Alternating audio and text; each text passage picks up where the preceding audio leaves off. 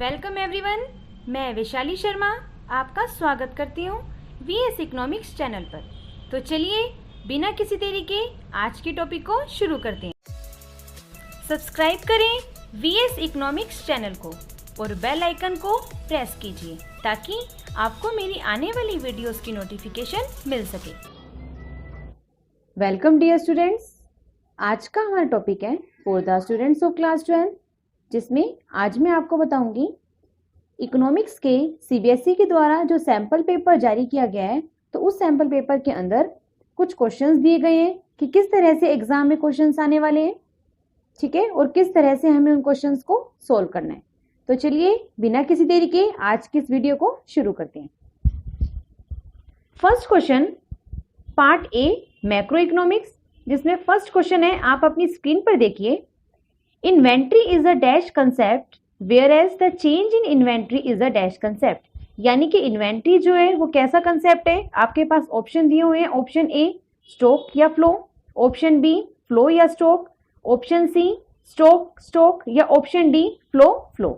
तो इसका correct answer होगा ऑप्शन नंबर ए, यानी कि inventory is a stock concept. Inventory जो है वो स्टॉक कंसेप्ट है।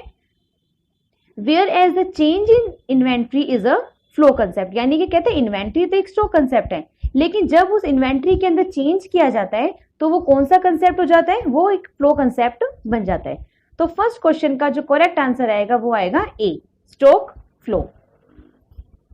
इसके नेक्स्ट क्वेश्चन, नेक्स्ट जो अपना इसी क्वेश्चन का जो पार्ट है और में, वो आपको कहता है if is an economy the value of net factor income from abroad is ₹200 crores and the value of factor income to abroad is ₹40 crore.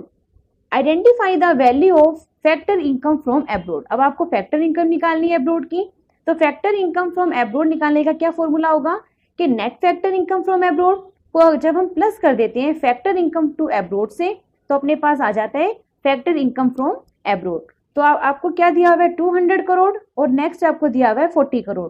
तो जब हम दोनों को प्लस करेंगे तो अपने पास आ जाएगा 240 करोड़। तो इस क्वेश्चन का अपना फर्स्ट का जो सेकंड पार्ट है, मतलब इसके और में जो दिया हुआ है, इसका करेक्ट आंसर आएगा पार्ट सी, यानी कि 240 करोड़। नेक्स्ट है ये क्वेश्चन सेकंड।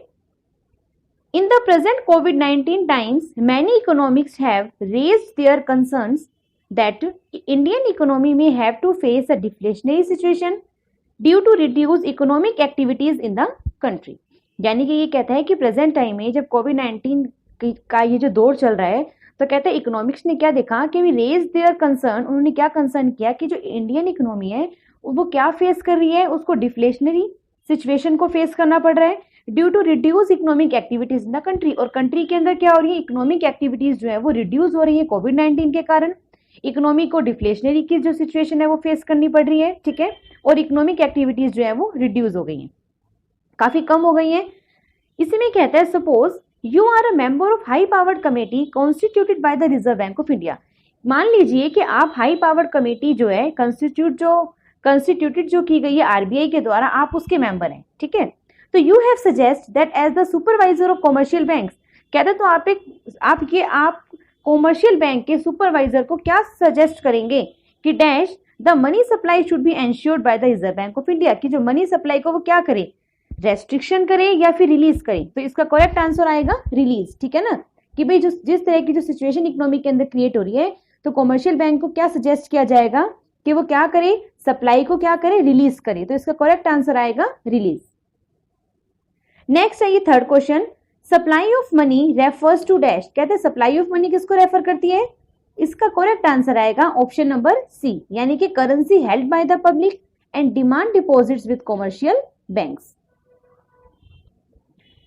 नेक्स्ट है ये, नेक्स्ट अपने पास फोर्थ क्वेश्चन आता है, identify the correct pair of formula from the column first and second. अब आपको एक column first and column second दिया हुआ है, आपको इसका करेक्ट फॉर्मूला बताना है।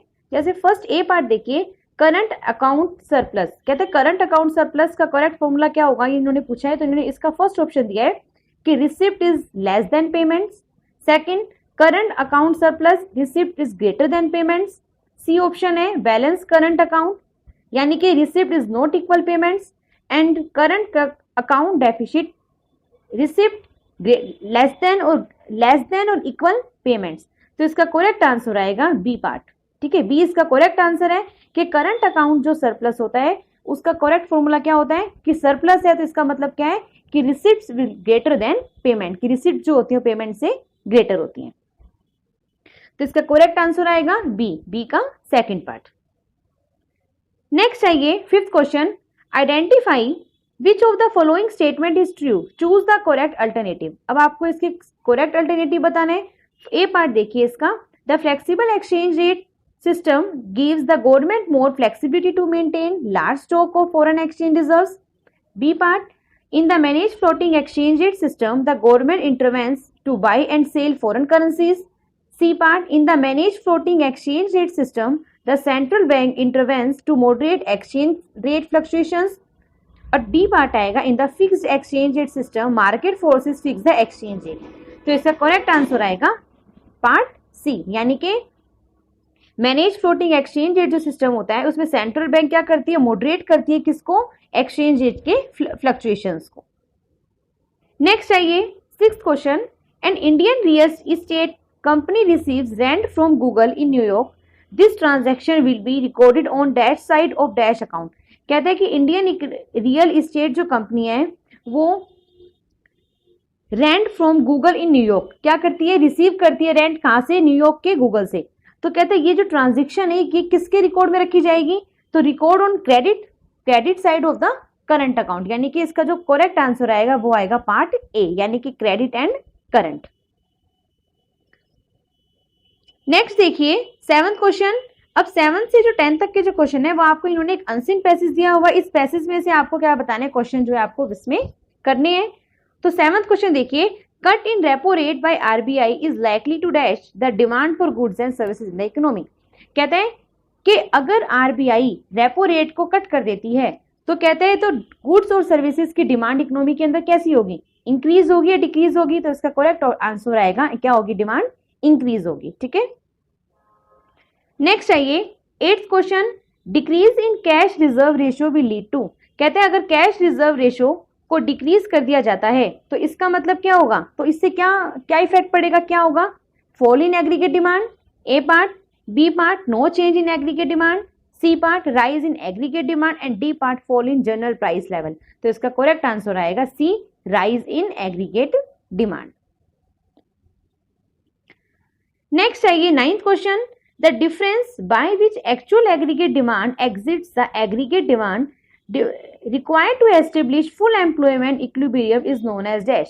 ये कहता है कि जब एग्रीगेट डिमांड एग्जिट हो जाती है, एग्रीगेट डिमांड जो होती है जब वो एग्जिट हो जाती है एग्रीगेट सप्लाई से, तो इसका करेक्ट जो आंसर आएगा वो इसमें तो कहता है फुल इक्विलिब्रियम जो होगा वो कहाँ पे एस्टेब्लिश होगा, इन्फ्लेशनरी गैप या डिफ्लेशनरी गैप। तो इसका करेक्ट आंसर आएगा इन्फ्लेशनरी गैप।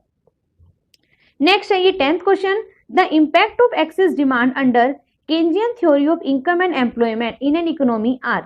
तो इसका कहता है कि एक्सेस डिमांड का इंपैक्ट क्या पड़ेगा, किसके according, Keynesian theory of income and employment के अकॉर्डिंग। तो कहता है फर्स्ट कहता है ऑप्शन कि decrease in income, output, employment and general price level, decrease in nominal income but no change in real output, increase in income, output, employment and general price level, and D option कहता है no change in output employment but increase the general price level.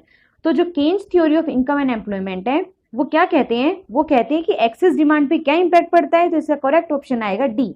वो कहते हैं कि no change in output employment, वो कहते हैं कि आउटपुट और एम्प्लॉयमेंट में, केन्स कहते हैं कि आउटपुट और एम्प्लॉयमेंट में कोई चेंज नहीं आएगा but increase in general price level, कहते हैं लेकिन जनरल जो प्राइस लेवल है वो अपना क्या होगा, इंक्रीज हो जाएगा।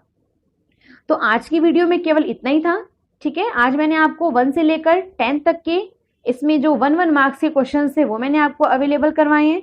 तो नेक्स्ट वीडियो में इसी पार्ट ए का मैं आपको बताऊंगी जो इसमें एक्सप्लेन के साथ, मतलब जो क्वेश्चंस इसमें एक्सप्लेन करके बताने हैं उन क्वेश्चंस को मैं आपको एक्सप्लेन करके बताऊंगी।